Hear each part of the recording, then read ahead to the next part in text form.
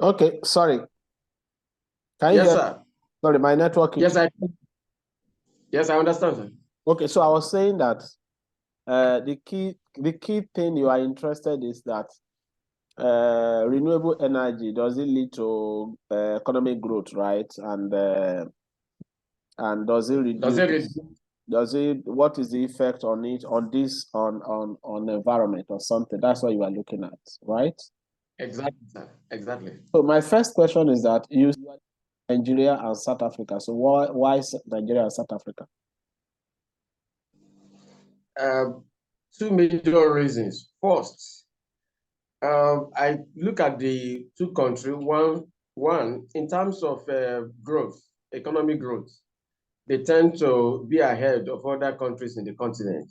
Then, secondly, uh, South Africa generates more electricity from non-renewable fuel, and they're able to have as high as I think 158 megawatts in terms of generation compared to Nigeria that tends to be using more of renewable in relation to hydro, but yet we are unable to generate as much. So I'm trying to look at the fact that if we discourage non-renewable entirely, what impact will it have? Or a mixture of that would be preferable. If South Africa could be generating as much from coal and Nigeria from renewable are generating less, what could be responsible for that? Yeah, but that's not what, because what will your study be able to show that? Because what you'll be doing will be a model of economic growth, right? As a function of renewable Yes, sir. energy generation, as a function of renewable energy Yes, generation, and I'm sure that you also have CO2 in that model. Then you now have a CO2 as a function of the energy and GDP, right? Growth. yes, That's sir. what you have, right? So if Yes, you sir. have that, it won't show. So if that is what, if you have that kind of model, it will not show why South Africa, is generating so much as against Nigeria. The only thing it can show is that since it's renewable, you are interested within these two countries.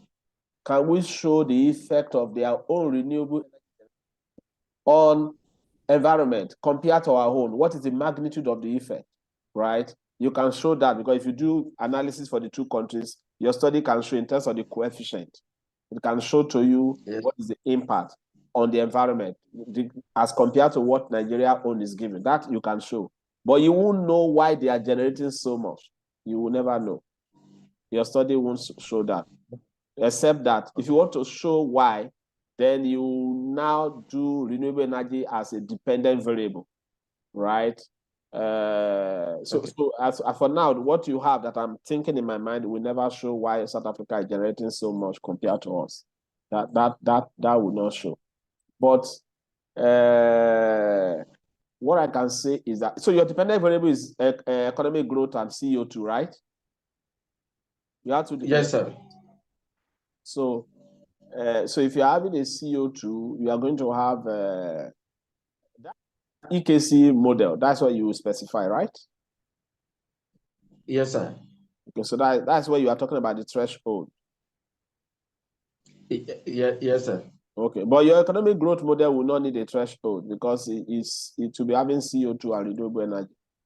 There will be no threshold there, right? Okay. Yes, because Yes, sir. except they are interested in saying at what threshold is renewable energy detrimental or good. But don't forget that renewable energy is always good, so it does not have any negative effect on growth. The more of it, the better Yes. for us. So you don't need the threshold to run that model.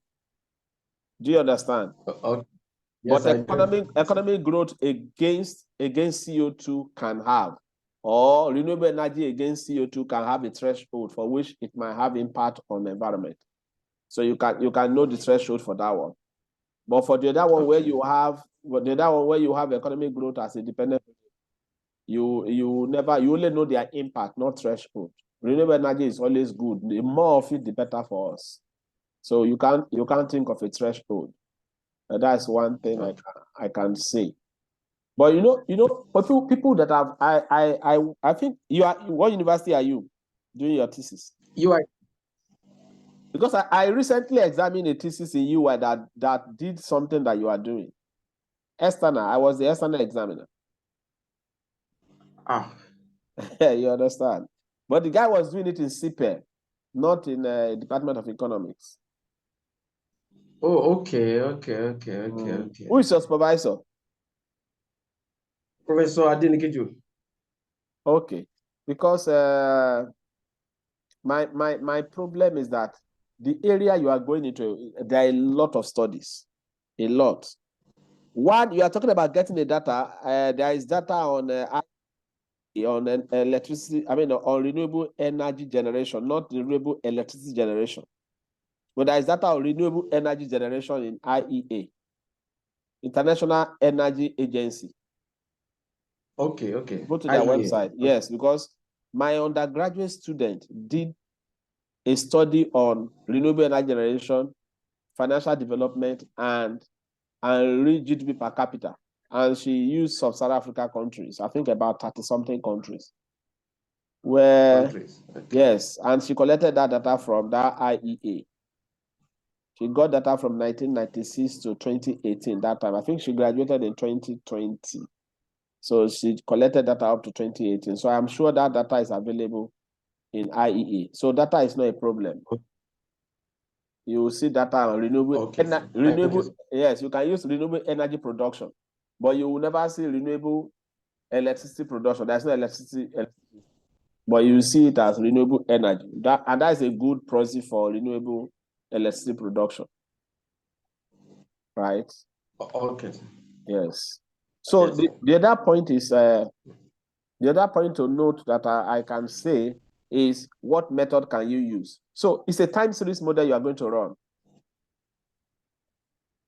right? Yes, sir. So if it's a time series, first thing you are going to do in time series is first collect your data.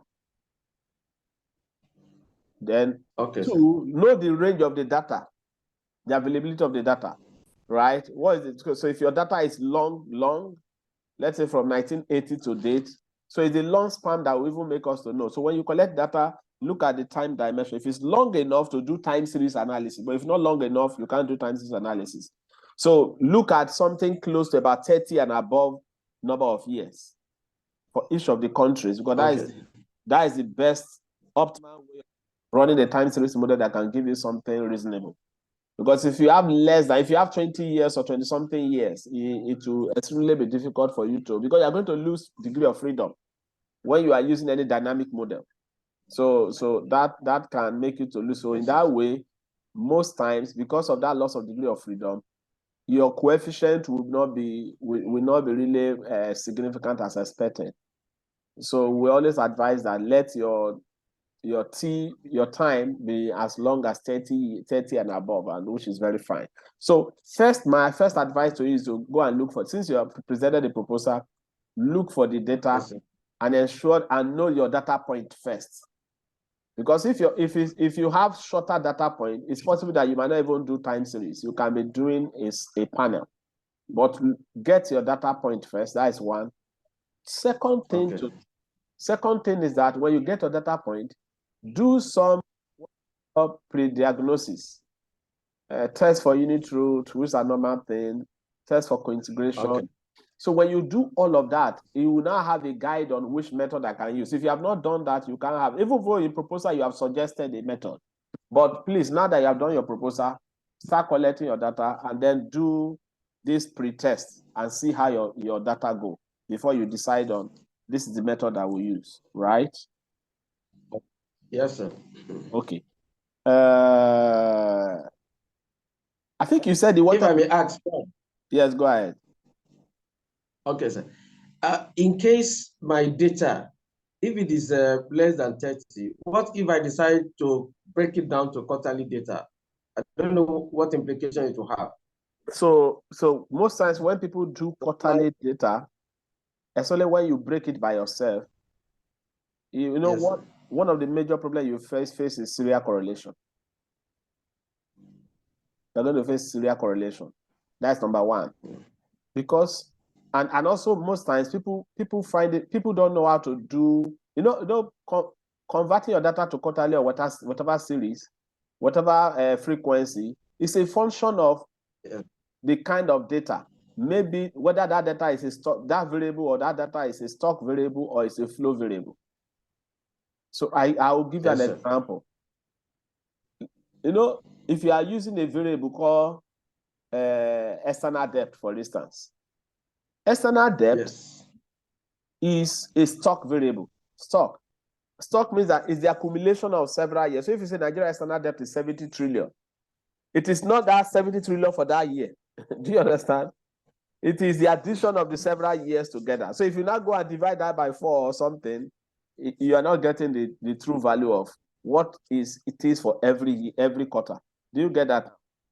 Okay. An example is exchange rate, for instance. Exchange rate data, mostly it is the end of the month that they use for that quarter. Or they will add all of them together and then, you know, take the average for the month. Add all the daily and take the average. So if you say exchange rate is, let's say, 750, if you go and use quarterly to divide it by 4, you know, it's maybe for each of the quarter is still 750, not divided by 4. Do you get that now? So yes.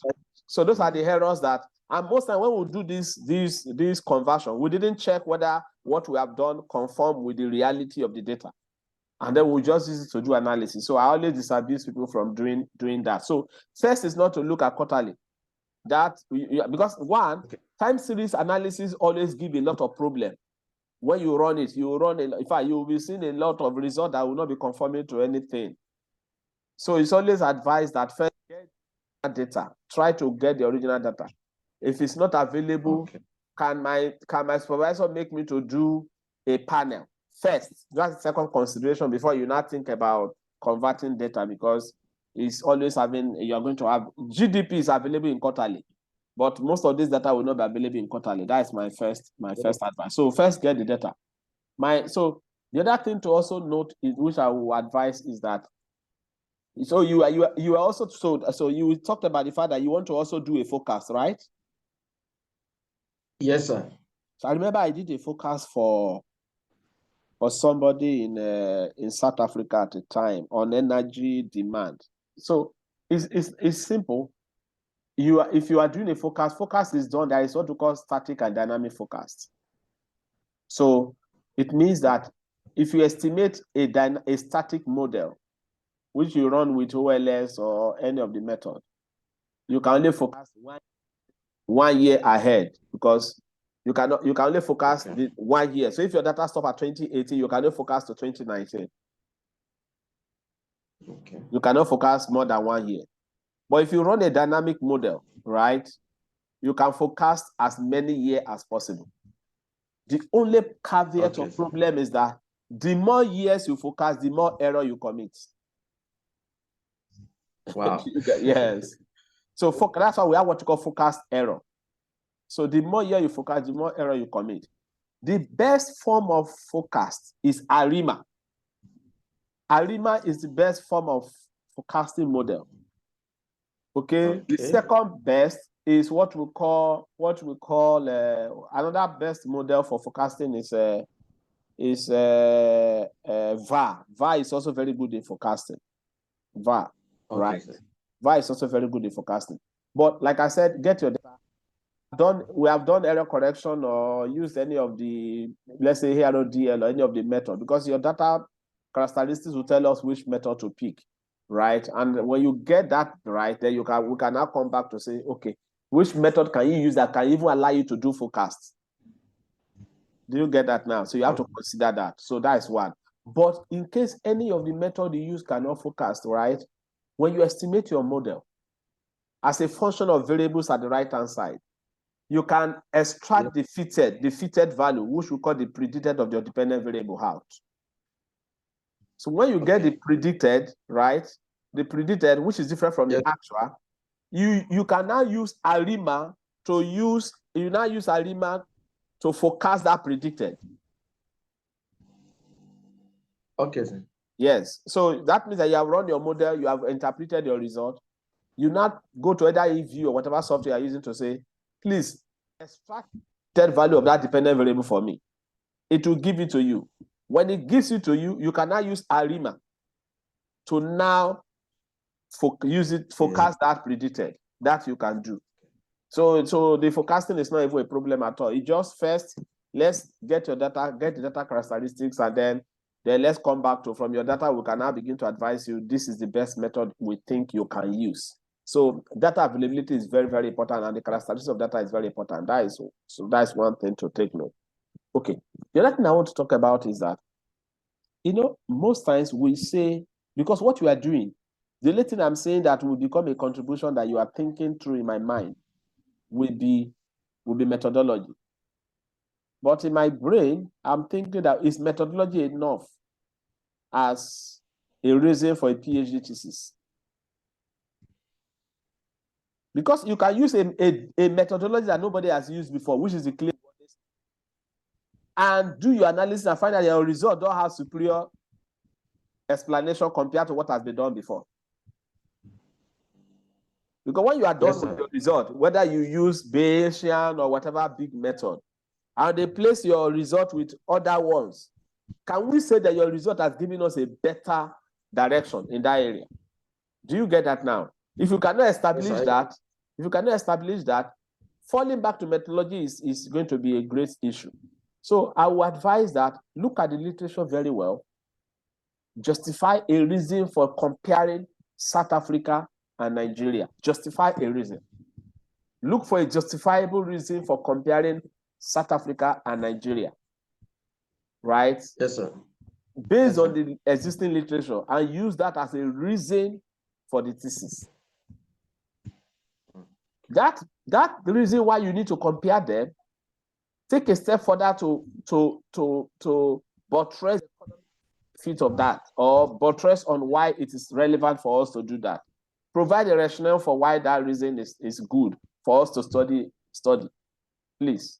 Because I have done 2 studies in this area before. One of them is published in Journal of Policy Modeling. All right. No, they are published. I can send you the link of these 2 papers. The second one was published in a Q1 journal, and that was my student undergraduate project. So me and the lady, right? She says undergraduate student. When she was done, and then it was published in the Q1 Scopus journal.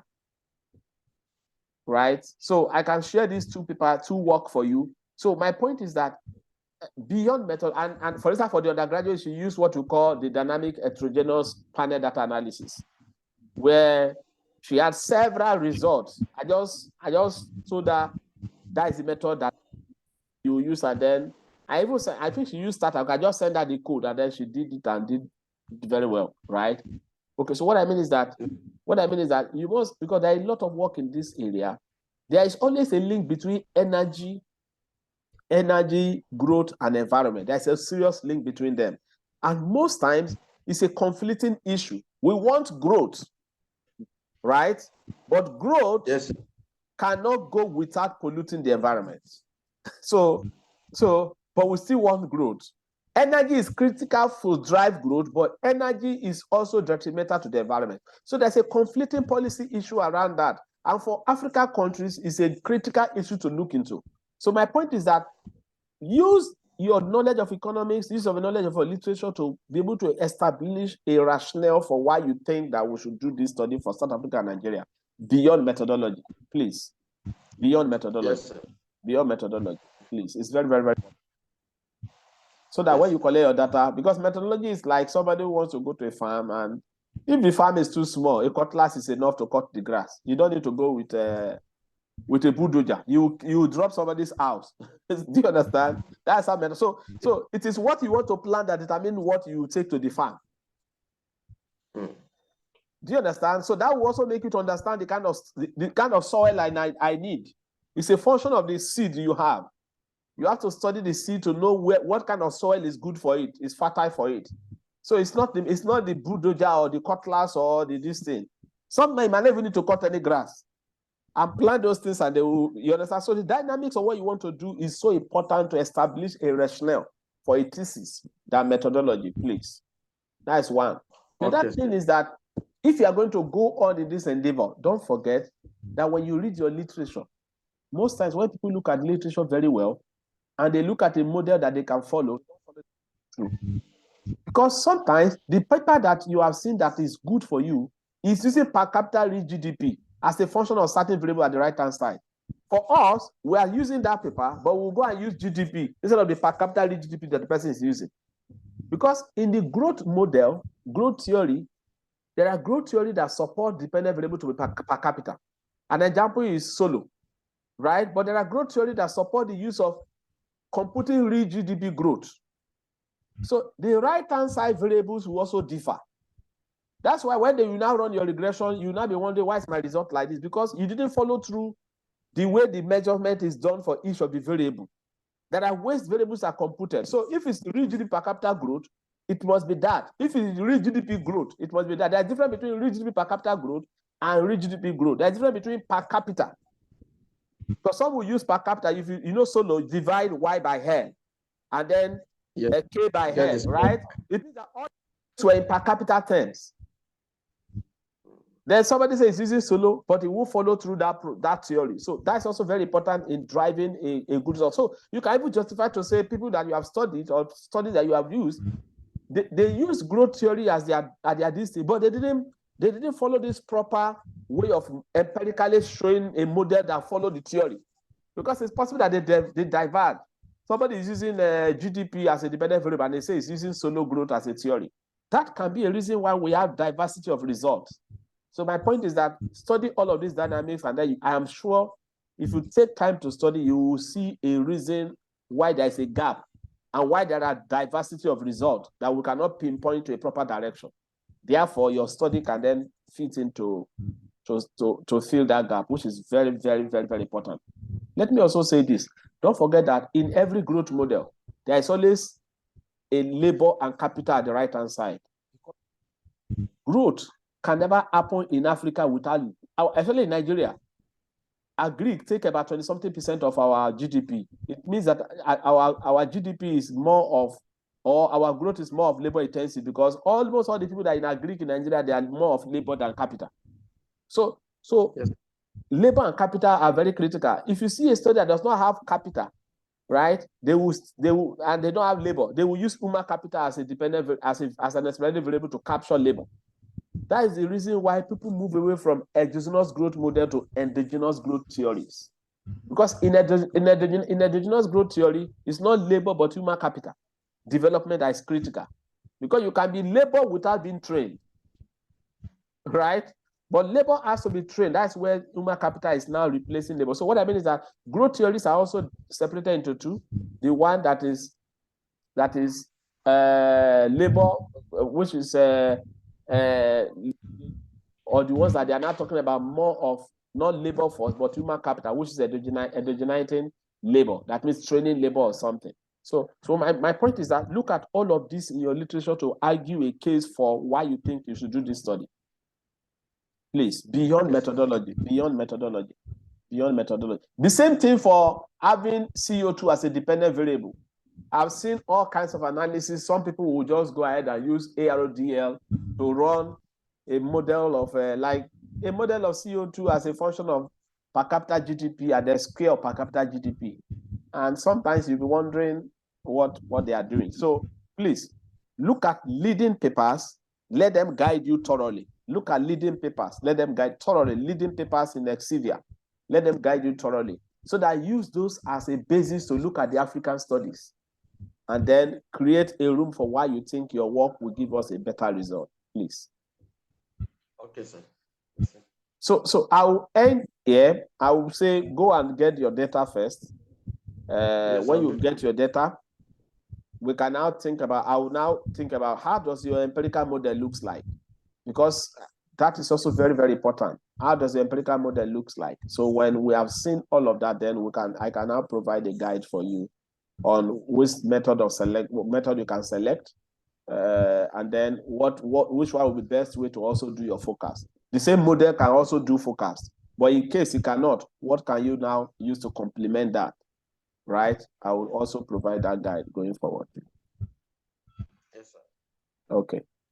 Thank you very much, Prof. I think I've gotten some insights. Okay.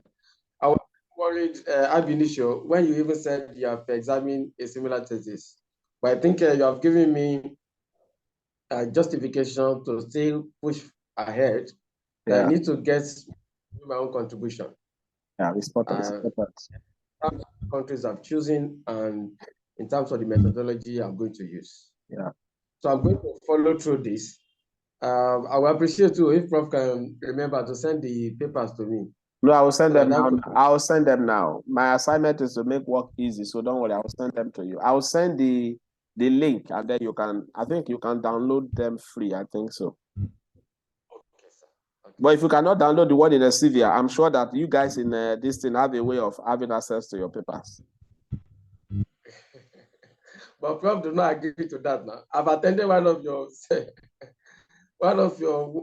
presentation. It's an African way of getting data. Even though I don't recommend that, but if that is I'm sure that UI should give you some link to download papers. But that's that. So if you can't access any one of them, let me know. I think I downloaded it that time. Still have it somewhere. I can forward it to you. But I will share the two links. The one you cannot download, let me know. Okay, sir. Yes, yeah. Sir. Okay. Thank you very much, sir. I really appreciate, sir. All the best. And I can and I have, in 2020 when I did that study, I have close to several papers that are close to about, in this area, they are close to about 30 on the year 2020 alone. On 2020, all the papers I downloaded were 2020 papers, and they were all in Sevilla. I'll look for that file and I can share it with you later. Oh, thank you, sir.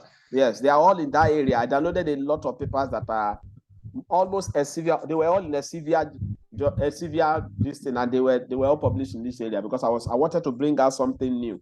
So I downloaded a lot of papers. I even shared them with this undergraduate student, and she used them. So I'll look for that file and I'll share it with you.